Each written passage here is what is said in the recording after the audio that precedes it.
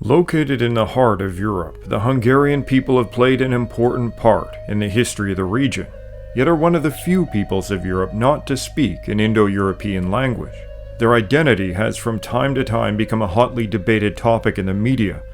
Sometimes they're called the descendants of the Huns, and other times a lost tribe of the Finns. But who really are the Hungarians?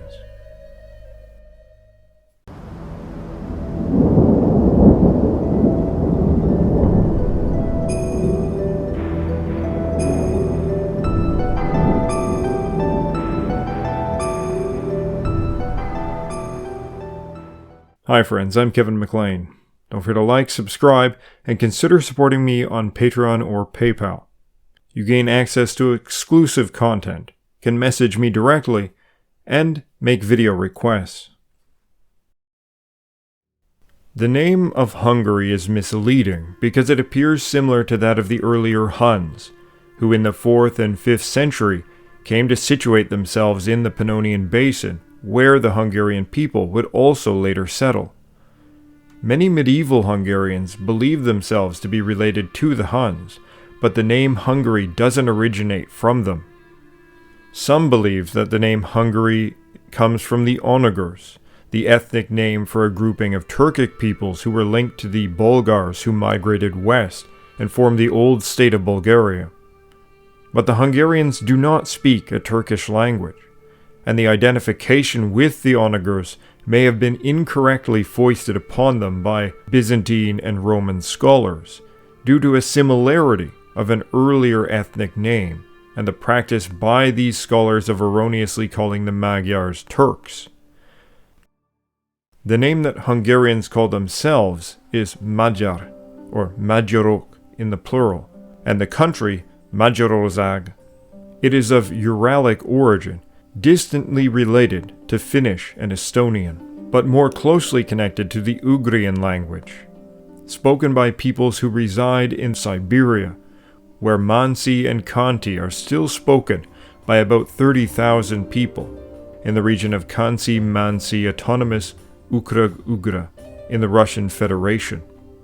The people of that region have been known as the Ugra since the earliest Russian records.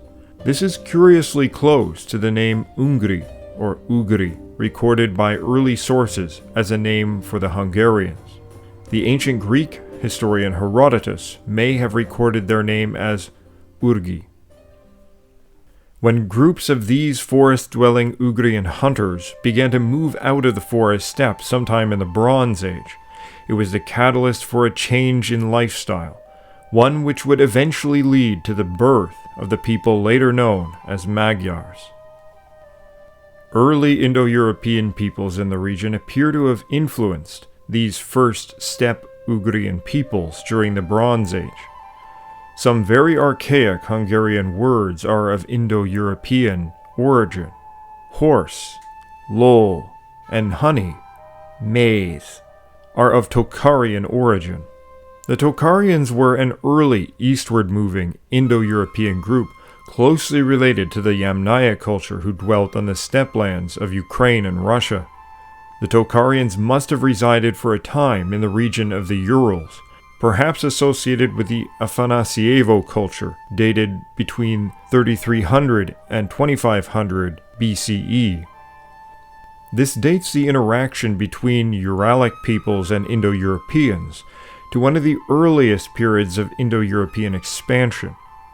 They introduced the Ugrian peoples to the horse, but also to forms of counting in high numbers. The number 100 in all Uralic languages is derived from Proto-Indo-Iranian. It was perhaps these early interactions with Indo-European steppe populations that inspired some of the Ugrian peoples to adopt that lifestyle of the Indo-Europeans and move on to the steppe. A recent genetic study by Fothi et al., called Genetic Analysis of Male Hungarian Conquerors, European and Asian paternal lineages of the conquering Hungarian tribes, has shown that the plurality, 37.5%, of original Magyar conquerors of Hungary possessed the N3A-L708Y male haplogroup derived from the Ugrian peoples of the Urals. The second most prominent was G2A-L156, possessed by various Caucasian and Iranian-speaking peoples. And the third most prominent haplogroup was R1A-Z93, associated with ancient East Iranian ancestry. But finally, in July 2022, Zoltán Maroty et al. Published The Genetic Origins of Huns, Avars, and Conquering Hungarians, where full-spectrum analysis was finally completed on these three populations.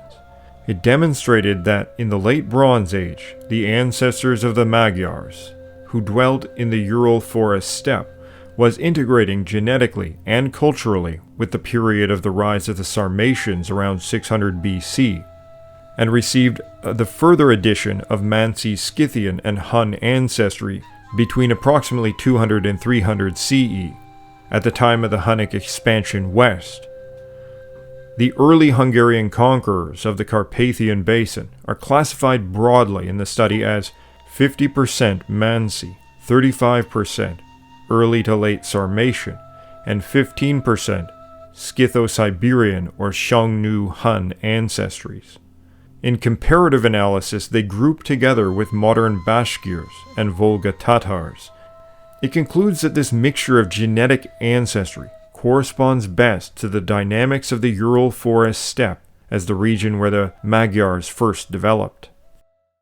This area was home to the Bronze Age Proto-Indo-Iranian Sintashta culture, followed by the Indo-Iranian Androvano culture, which spread Indo-Iranian languages all across the steppe lands, from the borders of Mongolia and down into India.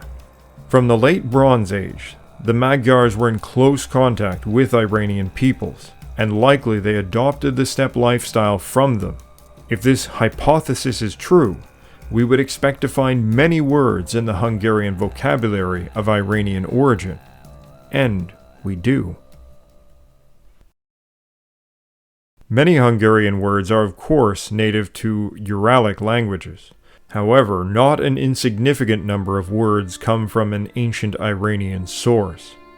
The tents in which the later Magyars lived, called the sator, a word acquired by both Magyars and Turks from an Iranian language. Compare Indo-Iranian, shkatras, meaning a covering.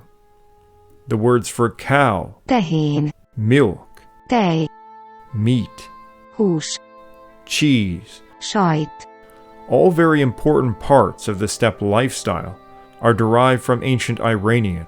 The Magyars carried both bow and sword, and while the word for bow is native to Uralic, sword, kard, is cognate with Ossetian and Persian kard, of the same meaning. Shirt, customs, castle, market, bad smell, to pay, are all of Iranian origin. Kutya, dog, is also from ancient Iranian kuta. The color green is of Iranian origin. The numbers 10, 100, and 1,000 are also borrowed from Iranian. Gold, arany, silver, ezüst, wife, asszony, rich, gazdag, bridge, híd, armor, vért, glass, üveg, canvas, vászon, young man, legény, even beer, sör, from Proto-Indo-Iranian sura, meaning an alcoholic drink. These are just some of a wide range of words borrowed from Iranian languages. It demonstrates significant early connections between the Magyars and Iranians, just as recent genetic studies have demonstrated. Many of these words are connected to steppe lifestyle, strongly suggesting they adopted that lifestyle from Iranians. Medieval myths of the origins of the Magyars seem to correspond to the recent genetic studies.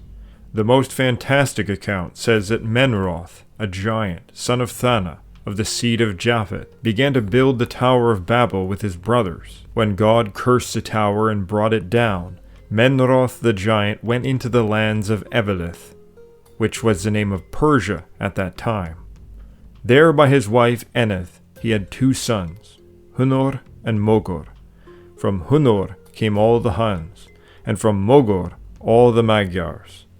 Menroth also had other sons with other wives, and those sons remained in Persia, resembling the Huns in stature and complexion, but differing in speech, as the Saxons from the Thuringians.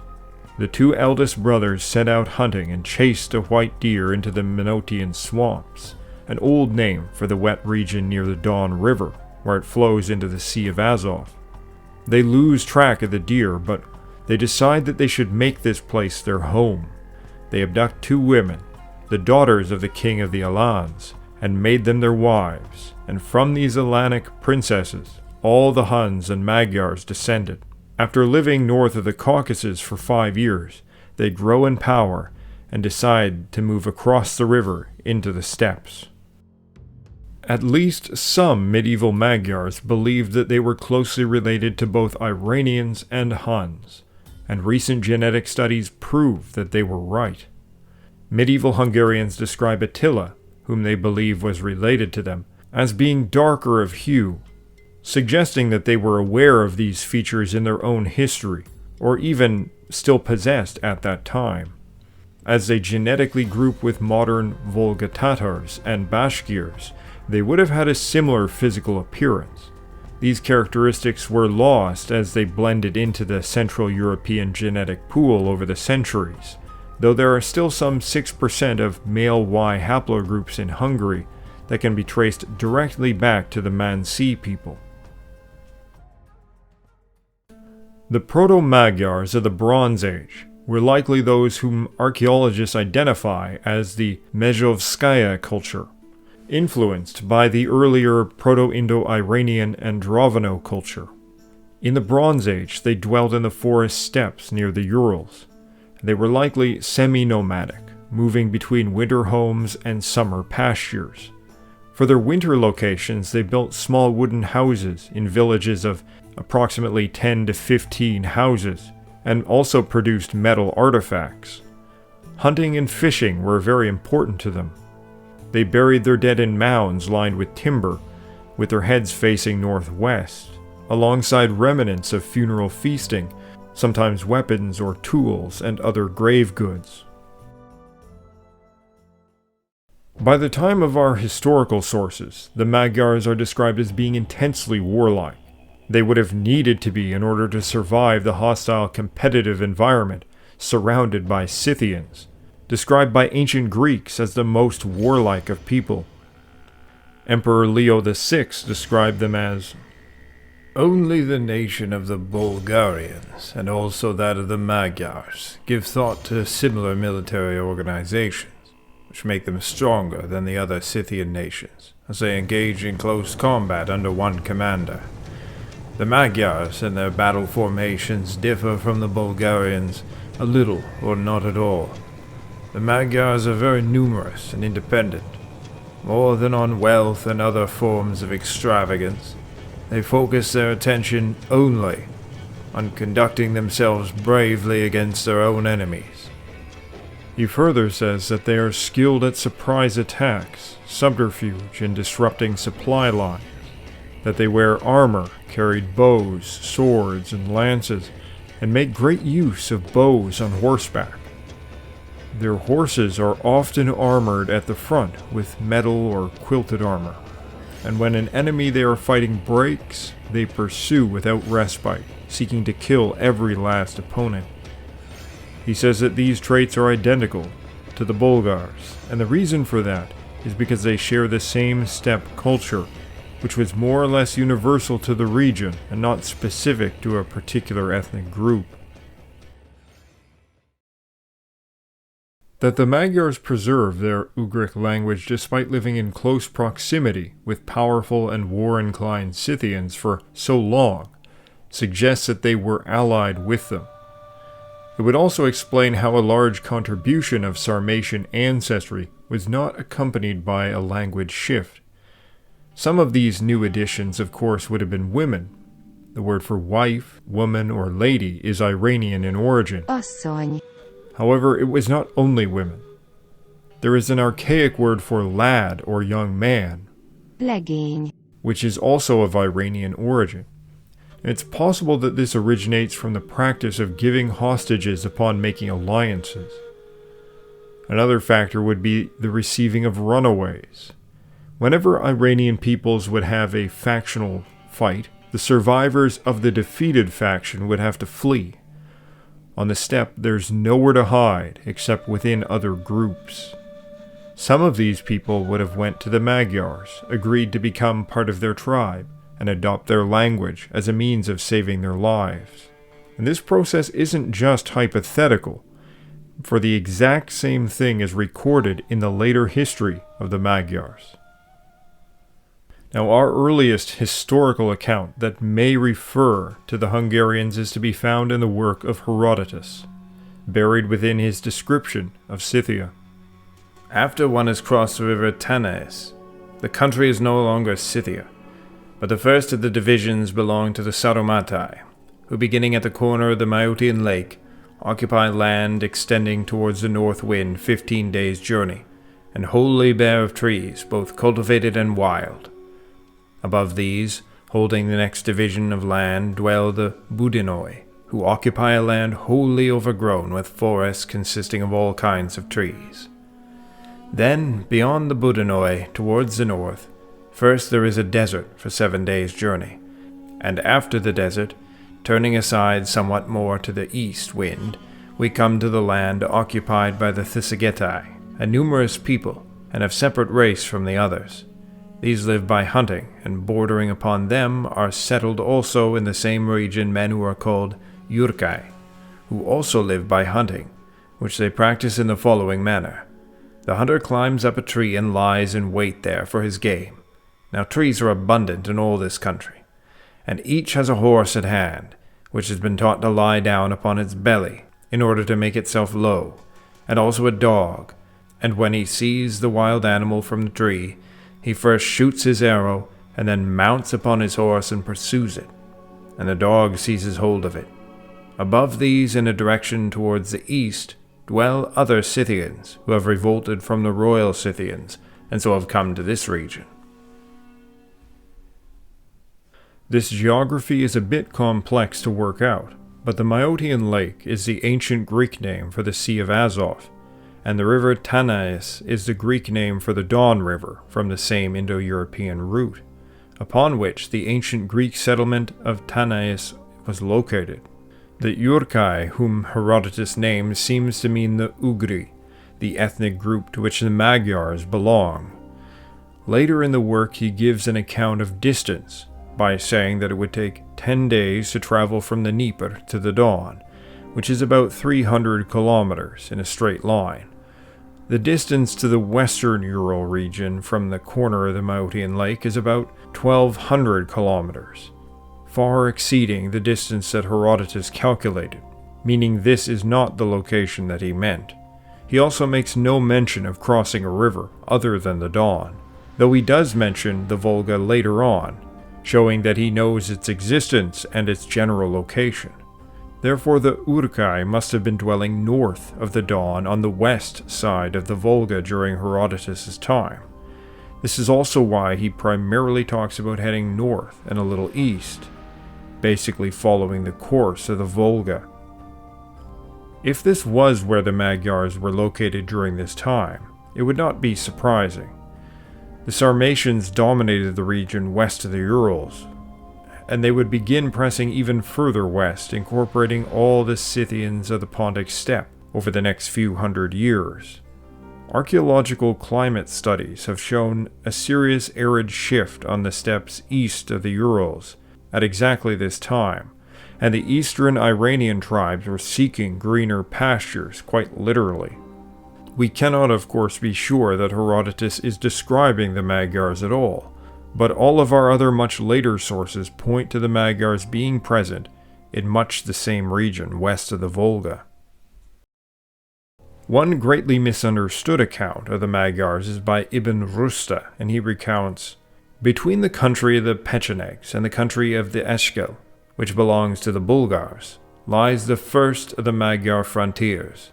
Their territory is vast, extending to the Black Sea, into which 2 rivers flow, one larger than the Oxus. Their campsites are located between these 2 rivers. They lord it over all the Slavs who neighbor them, and impose a heavy tribute on them. These Slavs are completely at their mercy, like prisoners. The Bulgars that Ibn is speaking of are not residing in the region of the modern state of Bulgaria, but those who dwell near the Volga, which he describes just prior to talking about the Magyars. The Bulgars border the lands of the Burdas. They are camped on the bank of a river that flows into the Caspian, and it's called the Itil. They live between the Khazars and the Suqualaba. The region is marshy and thickly forested, in the middle of which camps the population. They are composed of 3 hordes, the Barsula, the Ashkil, and the Bulgars, all living together in one place. It is absolutely clear that when Ibn travels to the lands of the Magyars, they are between the western banks of the Volga and the Sea of Azov. Ibn records that the Bulgars called the Volga River the Itil. This is the same name which the Magyars knew it by, although they may have also called the Don River at times by the name Etil. The Illuminated Chronicle says, "The region of Scythia is located in Europe and spreads eastward. On one side, the North Sea, on the other, the Riphaeus bounded by mountains, Asia on the east, and the Etil River on the west, that is, the Don. The Don is a big river which originates in Scythia, and the Hungarians call it Etil. It flows through the snow-covered mountains bordering the flatlands and then changes its name to Don." The course of the river described is actually a description of the Volga, but to the Hungarians the Don was considered only a southern offshoot of the Volga, and both rivers may have been known as Etil, at least in this later source. The Volga River gives its name to the legendary living place of the Magyars, the Etelkos, recorded in all Hungarian accounts. It must refer to the area between the Don and the Volga. Etil means the Volga River. Koz means something like gap or space, and in relation to rivers, it specifically means the area between 2 rivers. Emperor Constantine VII recorded that the Magyars had of old their dwelling next to the Khazars, in a place called Lebedia. This location can be identified as the Khazars dwelt along the Caspian Sea at the mouth of the Volga, and Lebedia is derived from an old name for the location of the Maotian swamp, the wet region around the Don River. In the Illuminated Chronicle, the legendary account of the origins of the Magyars says, "One day after Hunor and Mugur went hunting, a stag in the wilderness appeared before them. This they chased into the marshes of the Maotes. However, when he completely disappeared from them there, they searched a long time, but there was no way they could find him.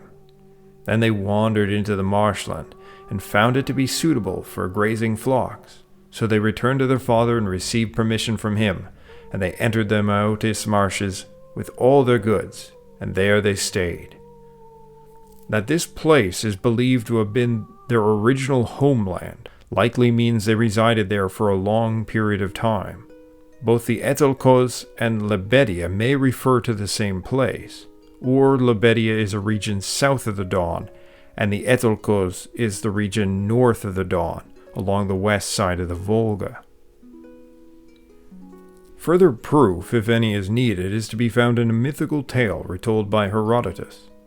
He says that when the children of the Scythian blind slaves were fleeing from them, after having visited the Medes, they dug a great trench extending from the Tauric mountains to the widest part of the Maotian lake. He later adds, "These reached southwards to the Tauric lands, and eastwards to the trench which those who were begotten of the blind slave dug, and to the trading station which is called Kremnoi, upon the Maotian lake." So what is this trench exactly? The children of the blind slaves were coming up from the Caucasus, fleeing towards the Tauric mountains, which are those which run along the south of Crimea. The land of Crimea used to be named for them. There is a small strait where an ancient Greek trading city was located named Kerch. Kremnoi refers to the edge of a trench or a cliff in ancient Greek. It's the origin of the name Crimea, taken through a Turkish version of the Greek. The Great Trench, then, is nothing else than the Kerch Strait, the small division between the southeastern tip of Crimea, dug in mythical tales by an ancient people in order to cut off Crimea from the mainland to save their lives from the Scythians. Now compare that tale to the remarks made by Ibn Rushd 1,000 years later. They make piratical raids on the Slavs and follow the coast with their captives to a port in Byzantine territory named Kerch. It's said that the Khazars used to be protected from attack by the Magyars and other neighboring peoples by a ditch. When the Magyars bring their prisoners to Kerch, the Greeks go there to trade. The Magyars sell their slaves and they buy Byzantine brocade, woolen rugs, and other products at the Byzantine Empire. This is exactly the same story about the Kerch Strait, though with details replaced and updated. In place of the sons of the blind slaves, it's the Khazars, and instead of the Scythians, it's the Magyars and others. He brings up the account in direct relation to Kerch as well, the location of the trench, which is the strait. So that the Magyars were dwelling in this region of the Don and the Volga is certain, but for how long? One confusing fact when researching the Magyars is that the Romans and Byzantine sources typically call the Magyars Turks. In early sources, they sometimes seem to be the only ones that they call Turks, while groups that actually spoke a Turkic language are referred to by their tribal names. In the 1st century CE, the Roman geographer Pomponius Mela recorded a people that he called the Turkai, and he located them north and east of the Sea of Azov, just above the Thessagetai. This appears to have been a mistaken correction of Herodotus's Urgai, who dwell north of the Thessagetai, somewhere beyond the Maeotian Sea. Mela was extremely influential, and his work remained in circulation well into the medieval period, and it's likely that his identification of these people as Turkai is the reason why Greeks and Romans always call the Magyars Turks. If this is the explanation, then the Magyars may have been dwelling on the west side of the Volga since the 1st century CE, or even since Herodotus wrote his histories. Such a long dwelling period in that same region seems to be the origin for all of the Hungarian myths saying that they originated in this place. Emperor Constantine VII records that the Magyars were composed of 7 tribes, a detail echoed by later Hungarian accounts. Those 7 tribes were, according to Ibn Rushd, led by an overking called the Kenda and a military commander, the Gula. At least, the position of the Kenda may have been of Turkic origin, as Ibn Fadlan records that the Khazars had a title called the Kundur. When the Magyars were part of the Khazar Khaganate, the Kenda was likely a leader selected from the Magyar elite by the Khazar Khan to represent and command the Magyars on his behalf. The Hungarian accounts record exactly such a process in which the Khazar Khan was responsible for selecting Almos, father of Arpad, to lead the Magyars. The emperor also recalls that at one time the Khazars had a civil war, and after being defeated, the Khabaroi, who were of the race of the Khazars, fled to the Magyars. These Khabaroi became the friends of the Magyars and were adopted into their nation, being an honorary 8th tribe, and they taught them their language, so that the Magyars spoke their own language and the language of the Khazars. That language was Turkic. This account is perhaps confirmed by the later Hungarian account where Cumans subjugate themselves to Lord Almos and join the Magyars before they venture into Pannonia. It says that their descendants still live in various places in Hungary. They also claim that many Russians joined them at the same time. But there is an opposite trend that's recorded, where the Magyars were defeated in battle by the Pechenegs and forced to relocate. They split into two groups.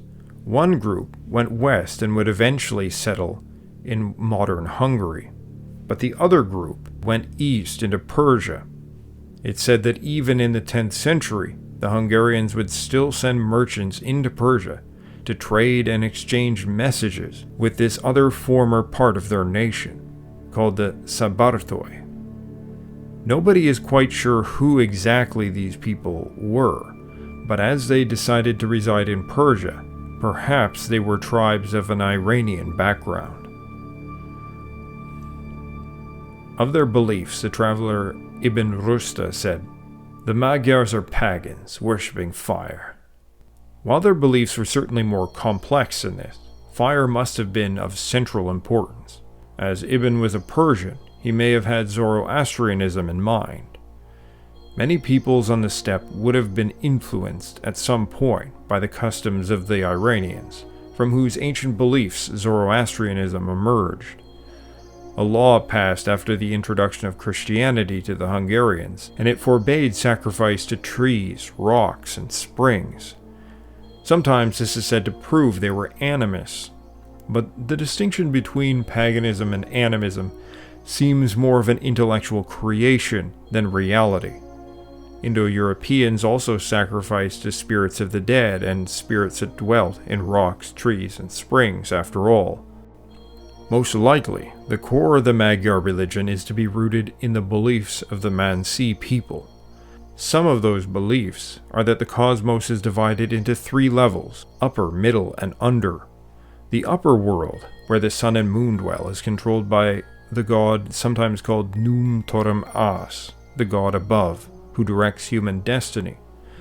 The middle layer is inhabited by humans and other spirit entities, which are a mix of good and bad, while the lower realm is inhabited by bad spirits and the Kul Otor, the underworld god.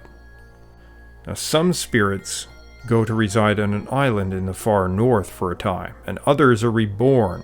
Still others reside at their burial places and are given respect there. They also pay great respect to totem animals from which they believe to have descended, not unlike the Hungarian tale of the mother of Almos being impregnated by the Turul bird. Old Man Wind is the name of the wind god.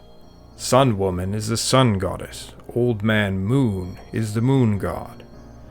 And this word old man comes from os, and the Hungarian word for god, Isten, is formed from the root os, meaning very old, ancient, and in the plural, ancestors or forefathers.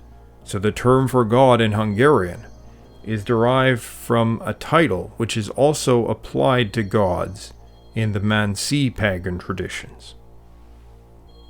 The Magyars had a seer priest called the Taltos, who made sacrifices, practiced divination, and undertook shamanistic otherworld journeys. The Andalusian medieval traveler Abu Hamed el-Garnati traveled into the far north of Russia and lived for a time with the Volga Bulgars. He says, "The merchants report that darkness is not far from them, and that the people of Ura go there and enter into it with torches, and find a huge tree there which is like a big village.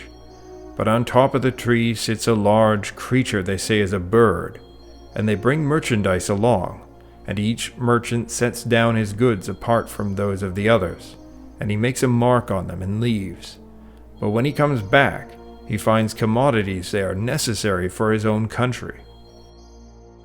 This seems to be an account of an otherworld journey to the world tree, where the traveler wins boons from the god. The bird perched on this world tree is known as Turul in the Hungarian traditions. Turul appeared in the dream of Emese, the mother of Almos, either impregnating her in the dream, or is connected to his birth. The belief seems to be related to the totem animal of the Ugrian people, and how the progenitors of tribes were believed to be specific creatures. The bird has strong similarities to the Persian simurg, which bestows fertility on the land and is perched upon the Homa tree, which stands in the middle of the World Sea. The Iranian Far, the divine aura and authority possessed by a rightful king, is also represented as a bird, which is equated with the Homa tree. When divine authority leaves King Jamshid, it flies away in the form of a bird. This is similar to how the Turil of Hungarian myth is linked to the rule of the Magyar kings. But what must be stated here clearly is that much of what is said about pre-Christian religion of the Hungarians online, from organizations, or even in books that may appear reputable, is built on imagination and sometimes lies. Normally, I would not be this blunt, but during my research on this topic, I've come across so much absolute garbage everywhere in relation to Hungarian history and pre-Christian beliefs that I feel obligated to warn people in the clearest way, as the casual person may get sucked into some of this stuff. There are very few sources regarding the beliefs of pagan period Magyars, not enough to actually reconstruct anything from. And this has given rise to a factory production line of quackery. So one must be very discerning about the sources that they use if they are trying to research this topic. The final migration of the Magyars before entering the Pannonian Basin was caused by their defeat at the hands of the Pechenegs.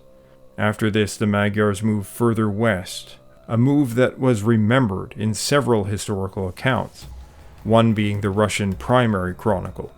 It says that they passed by Kiev, crossing the Dnieper, and set up their tents on the western side of the river. In this region between the Dnieper and the Danube, they would reside for several years before crossing into the Pannonian Basin, driven by further attacks by the Pechenegs.